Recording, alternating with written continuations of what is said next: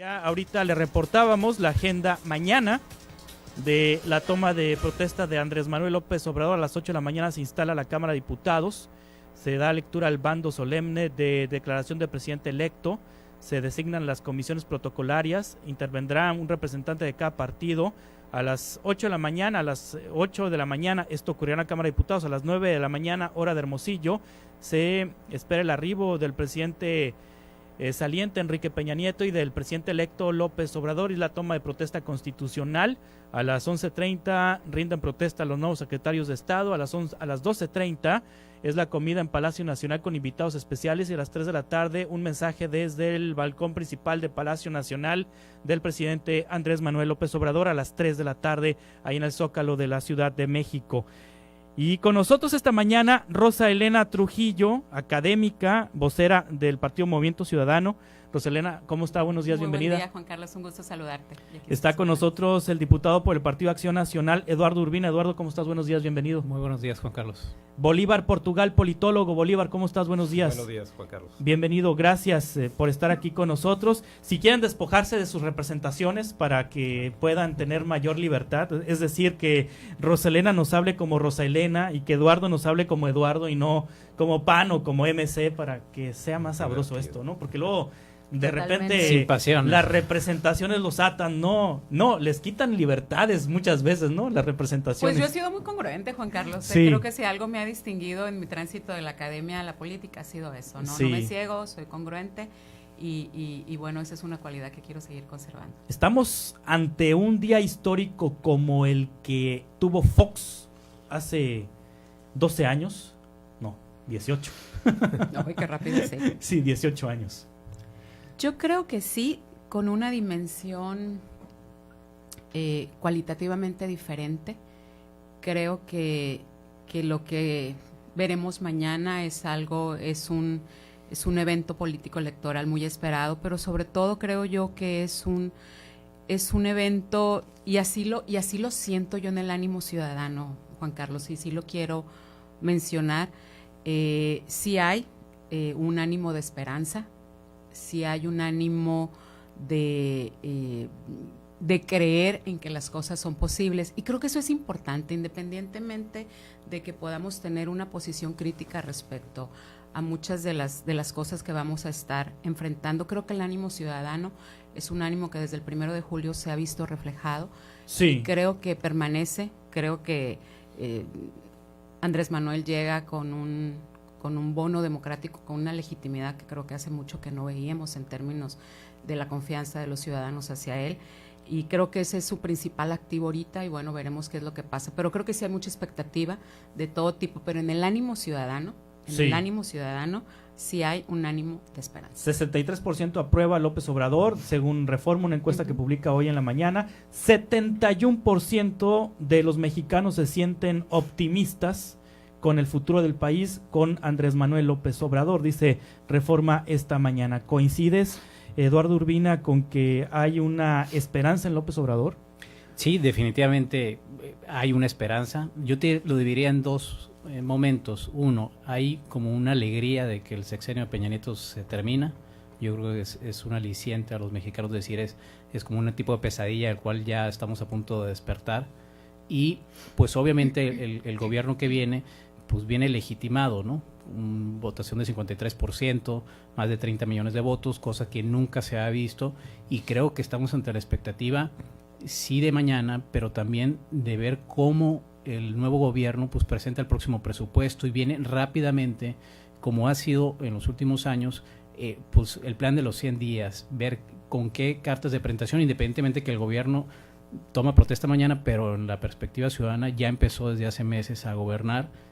Prácticamente el gobierno de Peña Nieto no tomó decisiones y el gobierno de AMLO, aún sin entrar, empezó a tomar decisiones en México. Sí, Bolívar, Portugal, esperamos mañana en el discurso de Andrés Manuel López Obrador en Palacio Nacional o en la Cámara de Diputados anuncios disruptivos, esperamos grandes anuncios, cosas que no se han dicho hasta el momento. Esperamos sorpresas mañana. Yo pensaría que no tendrá sorpresas ese discurso.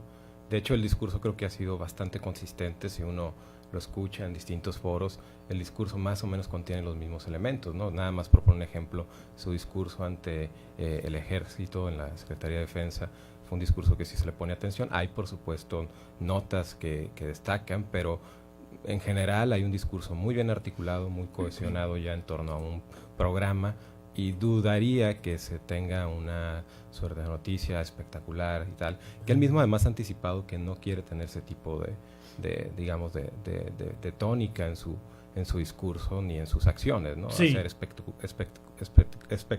espectacularismo. Más bien, yo diría, reafirmar una serie de principios y de programas que él ha venido planteando, ¿no? En todo O sea, caso, ¿no vamos a esperar sorpresas mañana? ¿Algún anuncio no, inesperado o algo así? No lo pensaría, Sí. no se me ocurre algo. Por ejemplo, el tema de la Guardia Nacional, que se vio como una cosa que sorprendió, pues sorprendió en la medida en la que no se leyó el plan o proyecto de nación que Sí. presentó como plataforma electoral. Eso estaba ahí como una posibilidad, ¿no? Entonces, digamos, puede haber sorpresas en la medida en la que hay temas que en la opinión pública tal vez no siguió con cierto cuidado, pero no creo que vaya a ser algo completamente distinto, a plantear algo completamente distinto de lo que ha venido planteando, porque además parte del mandato que adquirió el 1 de julio, pues creo que fue una idea de voy a decir transparentemente lo que quiero hacer. Sí. Y no voy a llegar de la noche a la mañana a plantear cosas que se me ocurran o que un equipo determinado de mi staff sugiere, o etcétera, etcétera, ¿no? Sí, hubo metidas de pata en este proceso de transición en el tema económico, Eduardo Urbina, el anuncio de cancelar las comisiones bancarias, que es un anuncio por supuesto muy popular, porque pues a Sí, quien no le pues, gustaría que quitaran las comisiones bancarias, pero la forma en cómo se procesó ese anuncio no fue el adecuado y se pusieron muy nerviosos los mercados. Y después el viernes pasado el Partido del Trabajo, cuando dijo que querían estatizar las Afores, ¿cómo irán a reaccionar los mercados el lunes? Yo creo que va a ser tranquilo. La Sí. verdad es que esperaría que las caídas, los errores que tuvieron un impacto económico. Yo creo que la toma de protesta está muy cantada. Hoy se firma el Tratado de Libre Comercio, que creo que dará tranquilidad a los mercados. Y yo lo que esperaría es el presupuesto. Sí. Realmente esa es la carta de presentación que máximo el día 15 de diciembre se presentará, y ahí podremos ver. Ha habido señales preocupantes en el tema presupuestal, es decir, todavía no sabemos cómo va a cumplir con sus compromisos contraídos en campaña, en el tema de adultos mayores, en el tema de becas, y al mismo tiempo mantener un balance presupuestal sostenido. Entonces, creo que ese será el tema, más que la toma de protesta mañana, que es un tema protocolario en sí. Sí, veremos un cambio de actitud en lo local con las autoridades de Morena. Rosalena Trujillo, por ejemplo, en el Congreso de local, veremos una bancada de Morena o de la coalición Juntos Haremos Historia ensoberbiada porque ya tienen presidente. ¿Habrá cambio de actitud en funcionarios federales, en los nuevos funcionarios federales, en toda la gente de Morena que llega a cargos en el gobierno federal, en la gente de Morena que está en los poderes legislativos, en el Senado, en la Cámara de Diputados, en el Congreso local, porque ya tendrán presidente? Mira, yo creo que eso ha sido algo creo que ha sido parte de la narrativa en los medios, Sí. ¿no? La soberbia, tienen el poder. Independientemente de eso, Juan Carlos, de que cada quien pudiera juzgarlo desde esa tónica. Yo lo que sí esperaría es que en realidad viéramos en lo local una separación de poderes. O sea, la llegada del superdelegado o el tipo de organización que se vaya a dar, que creo que es algo que todavía hace falta aterrizar, la llegada de la Zagarpa Sí. a Obregón, toda esa parte de la descentralización. Creo que todavía necesitamos mayor información, saber cómo va a operar en la parte práctica, ¿no? Pero creo, a mí lo que sí me gustaría ver es precisamente una separación de poderes. No esperaría ver a un Congreso local supeditado a las tomas de decisiones del Ejecutivo Federal. Sí. Y creo, para mí, el ejemplo fue precisamente el anuncio de Monreal, lo que vimos, así lo interpreto yo, así me caló, el anuncio de Monreal sobre la posibilidad de legislar en relación con las comisiones bancarias. Generó pánico en los mercados por ahí, ¿no? Pero creo que eso es algo que en términos legislativos todos esperamos los mexicanos, que se ordene ese aspecto, ¿no? Que forma parte de las reformas estructurales que en su momento allá se plantearon y que nunca se le metió mano, ¿no? Entonces sale esta propuesta de Monreal, es una propuesta legislativa, y al día siguiente, a los 2 días, López Obrador dice, no va. Entonces, para mí ese es uno de los peligros, es uno de los focos rojos, cómo transitar hacia un Ejecutivo Federal que va a tener mayoría en el Senado, mayoría en el Congreso, y generar una sana distancia, generar una autonomía verdadera, porque si no, Juan Carlos, vamos a estar viendo el mismo estilo de gobernar del PRI, sí, que en su momento creo que nos hizo mucho daño, ¿no? Todavía hay quienes piensan, Bolívar, Portugal, que México va a una venezolanización, a convertirse en una Venezuela, y como señal de ello es la invitación a Nicolás Maduro a la toma de protesta. ¿Vamos a hacer un Venezuela? Por supuesto que no. La misma encuesta que tú mencionabas de Reforma el día de hoy se pregunta si se cree que va a fortalecer la democracia el nuevo gobierno, y la mayoría responde que sí, 55%.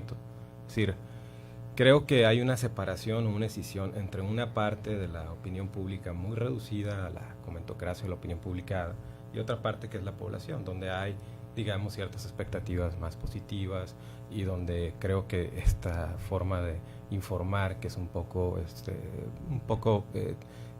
tramposa de repente, ¿no? Con muchas falacias, pues no termina de convencer o de persuadir a una mayor parte de ciudadanos, ¿no? De hecho, si uno ve el latinobarómetro de este año, 2018, uno puede ver que efectivamente hubo un desencanto en México con la democracia, y uno puede ver unas tendencias ya no autoritarias, pero digamos, ya una cierta desesperación en la población, en términos de, bueno, la democracia no nos da resultados, tal vez un régimen distinto de gobierno nos podría dar mejores resultados. Sí. Pero curiosamente, una de las preguntas clave que tal vez explican eso es que cuando se le pregunta por qué está desencantada la población con la democracia, pues una de las preguntas clave es, pues porque la mayoría de las decisiones que se toman pareciera que representan a una minoría, sí, ¿no? Entonces, la idea de que la democracia no está, digamos, respaldando algunas aspiraciones y expectativas de esas mayorías, ¿no? Yo pensaría que en ese sentido el nuevo gobierno tomará, y parece que empieza a tomar decisiones que van en una dirección de atender a unas mayorías que han sido ignoradas de alguna manera durante este tiempo, y también a fortalecer la democracia. Ahora, ¿qué tipo de democracia? Eso lo podemos discutir. Tal vez no es la democracia a la que nos habíamos acostumbrado, tal vez ahí va a haber cambios, y eso creo que vale la pena debatirlo. Sí, va al siguiente gobierno un equipo muy diverso, un equipo en donde hay un Paco Ignacio Taibo II que dice que sea como sea, se las metimos doblada, dijo, en referencia a su eventual nombramiento como titular del Fondo de Cultura Económica, y eso, que es un fraseo coloquial que ha sido duramente criticado, no es en el fondo el reflejo de que una parte importante del equipo de López Obrador ve que ellos son los buenos y los demás son los malos, y que a la oposición hay que aplastarla porque ellos son los malos de la mafia del poder, y que son los malditos, y etcétera, etcétera. ¿Cómo interpretas estas expresiones de connotados integrantes del equipo de López Obrador? Bueno, hay un claro mensaje de soberbia, sí, es decir, ganamos, tenemos 53%, 30 millones de votos, eso nos da derecho a cruzar ciertas líneas, y es el problema. Yo no diría comparar con Venezuela, cada país es diferente, más sin embargo existen ciertos rasgos en el poder donde si se hacen las mismas cosas, pues prácticamente vamos a llegar a los mismos resultados, y no estamos viendo algo muy diferente. Pues estas consultas a modo que se realizan, este tema de la Guardia Nacional, son cosas preocupantes en sí, porque dan rasgos de una personalidad de gobierno, pues que sí debería preocuparnos. Obviamente hay que darle el margen de maniobra a López Obrador, hay que darle tiempo, más sin embargo las señales que manda sí son de soberbia, y mismo lo podemos ver en las cámaras. Preocupante la actitud de coartar la libertad, es decir, el debate en el Senado, el reglamento interno, cortaron el debate libre en el Senado, este tema de sesionar una vez cerrada una sesión en la Cámara de Diputados, pues se vuelve a abrir el mismo día, es decir, no importa la ley, como somos nosotros, tenemos 30 millones de votos, y eso nos avala o nos da la legitimidad para poder pasar inclusive encima de las leyes, y eso debería ser muy preocupante para todos nosotros. Sí, ¿hay oposición, Rosalena Trujillo, a López Obrador? Porque no se ve, pues ahora en los temas polémicos los que han salido son los empresarios, ¿no? así como que en el tema del aeropuerto, Coparmex, pero ¿dónde está la oposición?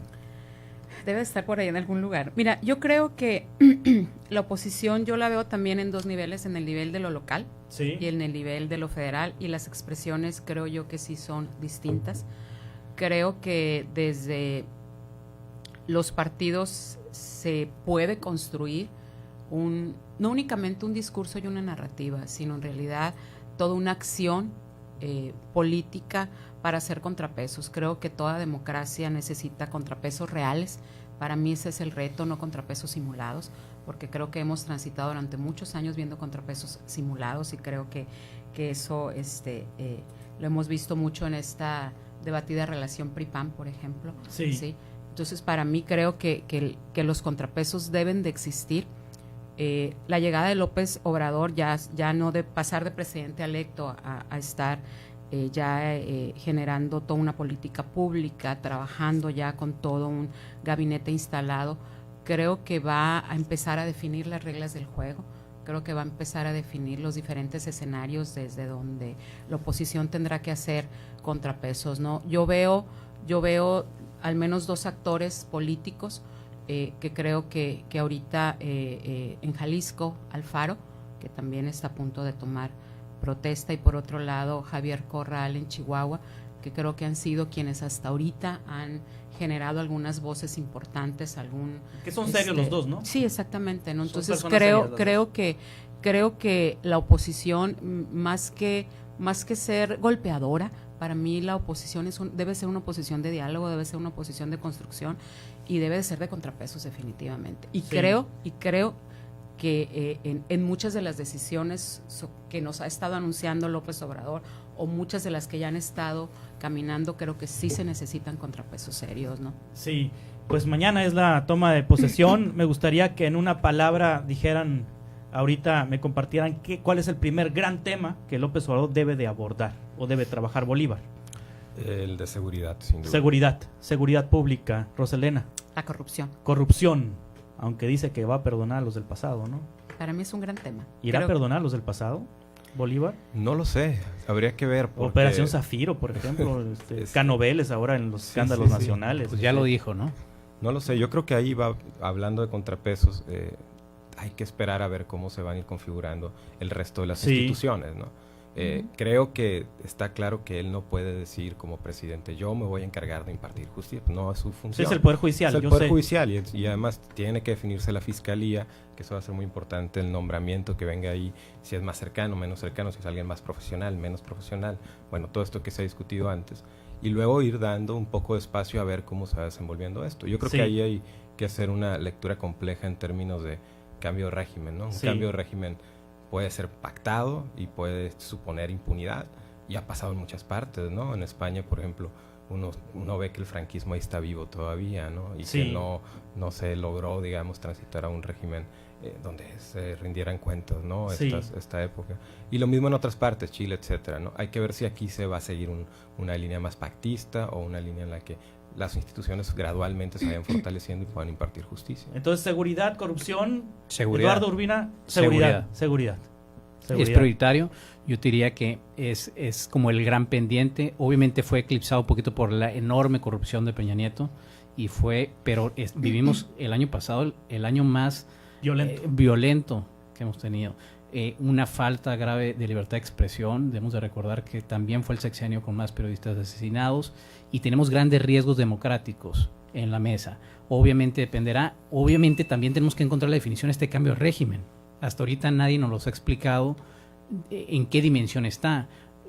Yo por lo menos estoy seguro que no es a través de una constitución moral el cambio de régimen. Tiene que haber cambios muy puntuales, cambios muy ordenados, y creo que eso ha faltado en la agenda. Digamos que han sido pequeñas ocurrencias con cambios interesantes. O sea, prácticamente lo de la Guardia Nacional, pues tendremos que ver cuál es el despliegue que se tiene que dar alrededor del sistema de seguridad nacional. Preocupantes algunos elementos, pero me queda claro que por lo menos pusieron un proyecto en la mesa que tendremos que darle margen de prueba. Claro. Preocupa el hecho de mantener los militares en las calles, pero pues prácticamente es regularizar algo que tenía una máxima opinión de decir, saquemos a los militares. Todo el mundo sabíamos que no era posible en el corto plazo, y lo ponen. Lo que sí creo yo que puede llevarnos a un grave problema de quedarnos estancados en la militarización. Muchas gracias por estar con nosotros. Eduardo Urbina, muchas gracias, diputado del PAN. Rosalena Trujillo, vocera del Partido Movimiento Ciudadano en Sonora, muchas gracias. Muchas gracias. Bolívar Portugal, politólogo, muchas gracias por estar aquí con nosotros. Gracias por sus análisis. Continuamos.